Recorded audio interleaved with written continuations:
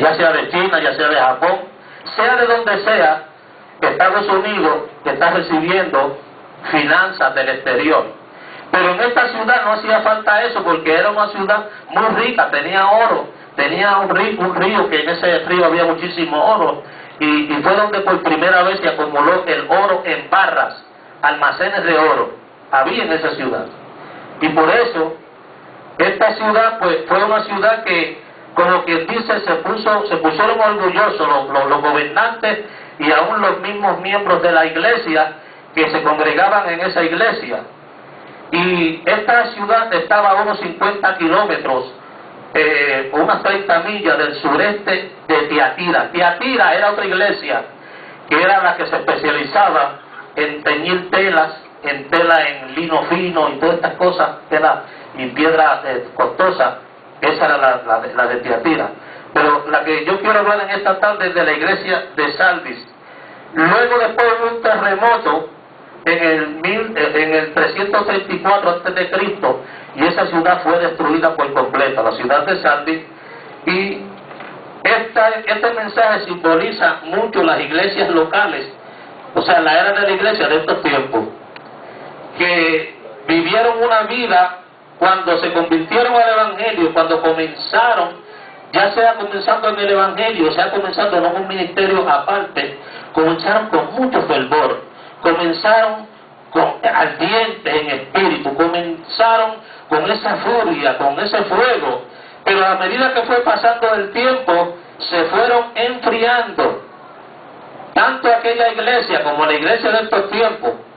Por eso le dije que es un simbolismo también de la iglesia de estos tiempos, que como resultado del descuido comienzan bien en el espíritu, pero luego terminan en la carne. Y eso es lo que el Señor nos habla a nosotros a través de la palabra. Entonces la condición de la iglesia era la siguiente, le dice: tienes nombre de que vives y estás muerto. Tenía el nombre de iglesia, pero no existía. Y yo le dije a ustedes también que iglesia es una cosa y congregación es otra, no es lo mismo. Iglesia eres tú, iglesia soy yo. Y cuando el Señor venga a levantar su iglesia, se entiende que es de las personas, de la comunidad de creyentes, del pueblo de Dios. Los edificios, las estructuras, nada de eso, eso se va a quedar.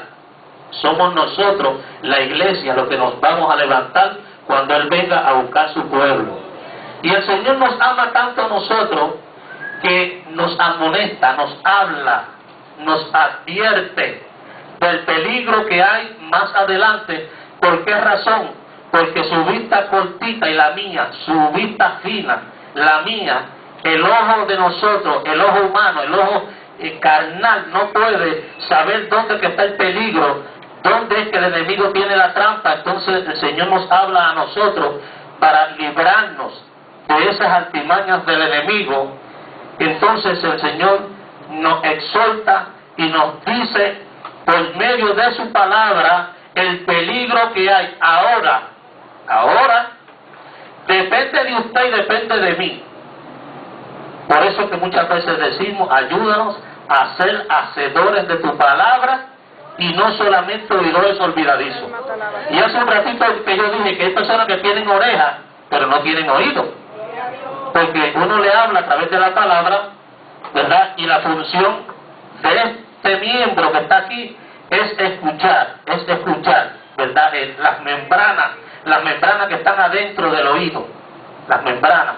Y muchas veces, si es en una forma que mejor se puede entender, oreja, pero las membranas están adentro. Y muchas veces tenemos la oreja, pero las membranas pueden ser que estén tapadas con wax, o puede ser que estén dañadas por alguna razón. Pero casi siempre cuando la persona no oye, es porque la persona no le interesa en lo absoluto lo que el Señor le está diciendo. No le interesa, no le presta atención. Como no me interesa, pues no me importa, no me interesa. Y Dios habla y habla y habla, pero la palabra de Dios dice que un día usted y yo tenemos que comparecer ante el tribunal de Cristo, que usted y yo un día Dios nos va a llamar a cuenta.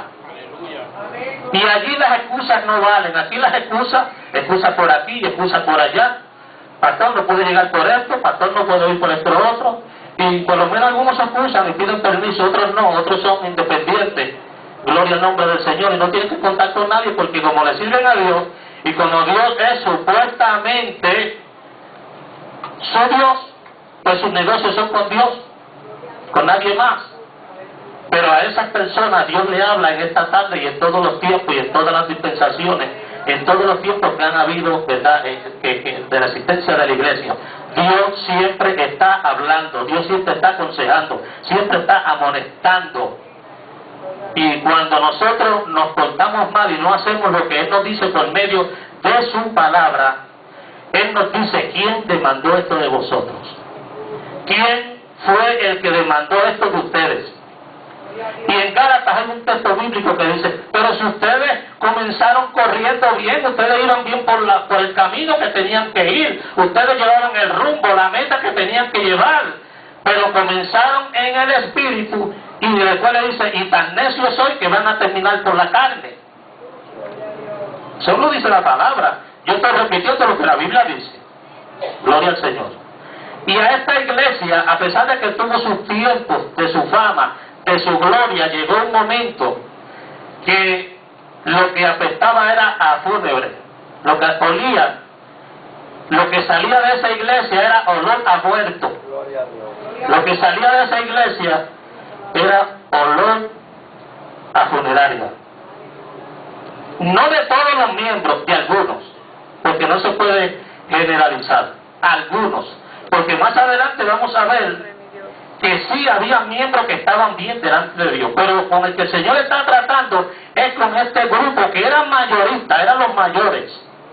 La mayoría estaban haciendo lo que les parecía, lo que les daba la gana.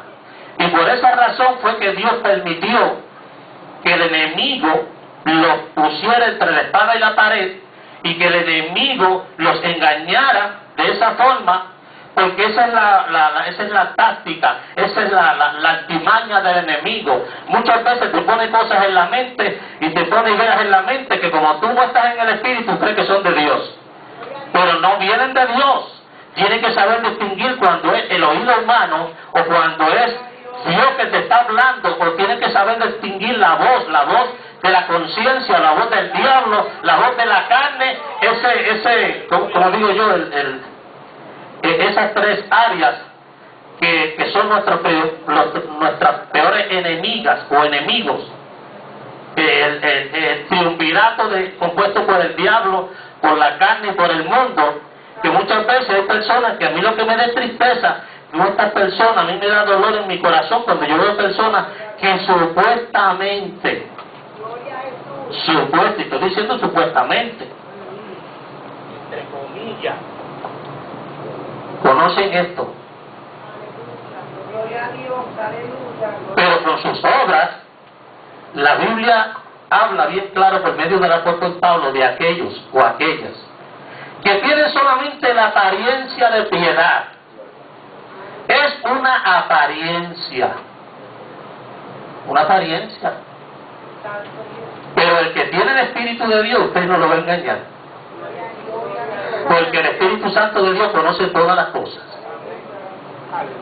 Y conocemos a aquellos que vienen vestidos de oveja, pero que por dentro son lobos rapaces, y que lo que vienen es a dañar y a destruir, impulsados por ese deseo que ellos han tenido siempre de triunfar, pero como nunca se han sujetado a la voluntad de Dios, nunca van a poder llegar donde piensan, donde quieren llegar, precisamente por eso, porque quieren llegar por la senda o por la vía equivocada, quieren llegar pasando por encima aún de la misma voluntad de Dios. Y no les importa quién llevarse de frente.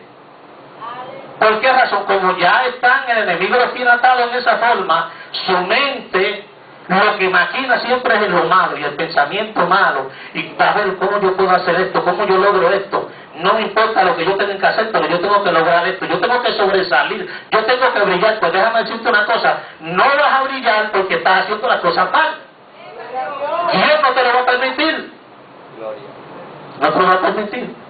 Y ese es el consejo que Dios le estaba dando por medio de Juan a estas iglesias. No tengo que meterme en para quién fueron las epístolas,